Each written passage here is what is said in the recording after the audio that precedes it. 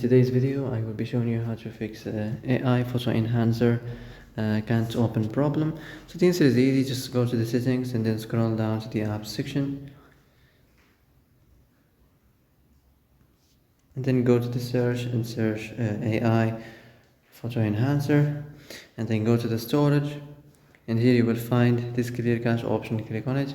Now you can go check it if it worked, and if it didn't, you can try to restart your phone or turn the Wi-Fi off and on, or the Bluetooth or the airplane mode. Also, you can try to clear data, but be careful. If you clear data, all this application's data will be deleted. This includes all files, the settings, the accounts, the databases, etc. So be careful if you want to clear your data.